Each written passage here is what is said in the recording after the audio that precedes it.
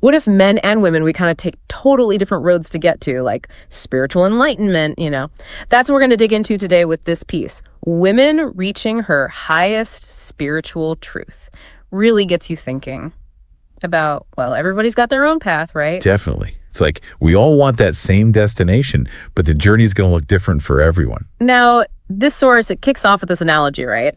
Washing machines and dishwashers. Both get things clean, both are super useful, but they do it totally differently. It's a great way to think about it because we often try to force fit one approach to spirituality, like it's one size fits all. Right. And that's kind of what this source is challenging, I think.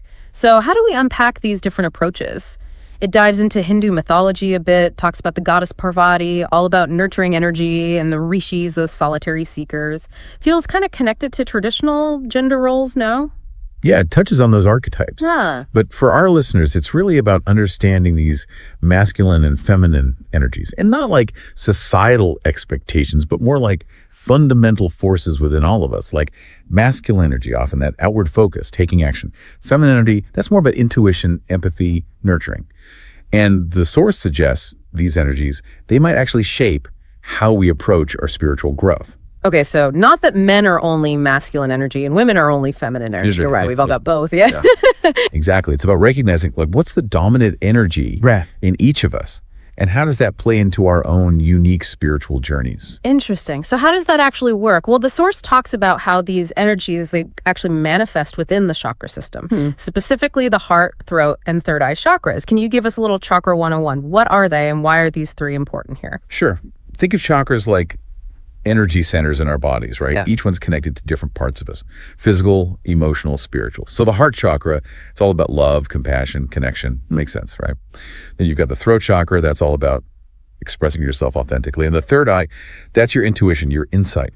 Now, what the source suggests is that women, because they're naturally inclined towards nurturing, empathy, their heart chakras are often more stimulated. So like taking care of family, supporting their community, that can actually become a form of spiritual practice for women. That's exactly what it's saying. It's fascinating, right? Those everyday acts of love, they can actually be powerful catalysts for spiritual growth.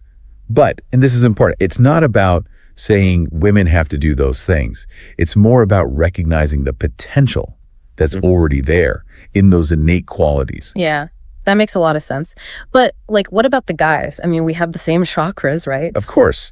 And the source, it gets into this. It's saying men who are often more influenced by those lower chakras, the ones all about action, willpower, they've got a different challenge. Yeah, okay. It's more about them learning to tap into those heart-centered qualities, that intuition, that feminine energy without, feeling like they're losing their strength or who they are. Oh, I see. It's like having to almost redefine what traditional masculinity looks like, but on a spiritual level within their own spiritual journey. Right, exactly. I bet that can be a tough thing to balance.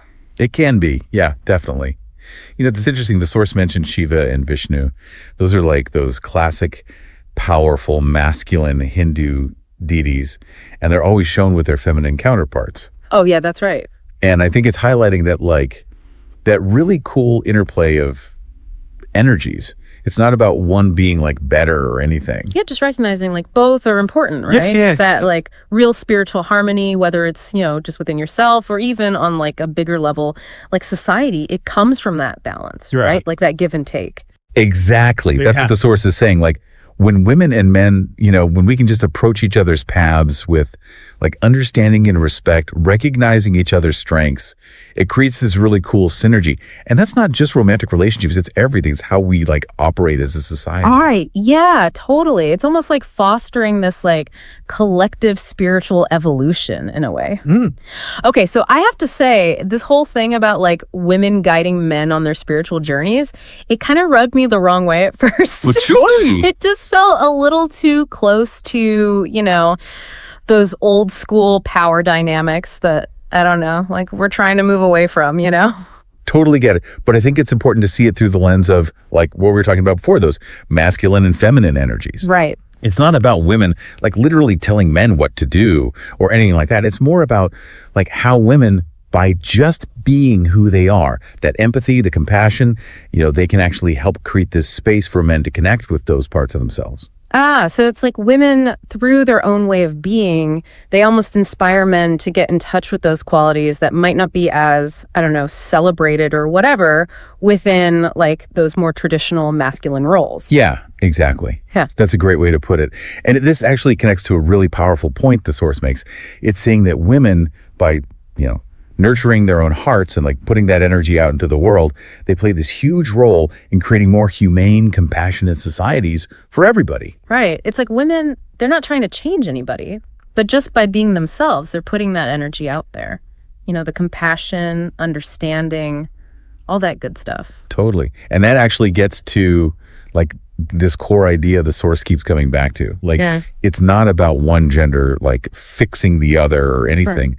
It's about recognizing that these different energies, we all have them, they can actually work together to create something way bigger. It's like back to that washing machine, dishwasher thing. Right. Both are awesome, powerful, but they work in totally different ways. And when they work together, everything's cleaner. Exactly. So, okay, big picture time, right? What can we actually take away from this whole deep dive into how men and women, we do spirituality differently? Well, this source gave us a lot to think about, that's for sure. But I think if there's one thing to remember, it's this. We got to embrace those differences, like that masculine and feminine energy, it's in each of us. And when we tap into that, that's how we unlock our full potential as people and like as a society even. It's like that balance, that's where the real growth is. Yeah. Individually and maybe, who knows, maybe even for the whole world, right? Makes you think. Well, on that note, we're going to wrap up this deep dive. Thanks for joining us for all the insights. Hope it gave you something to chew on.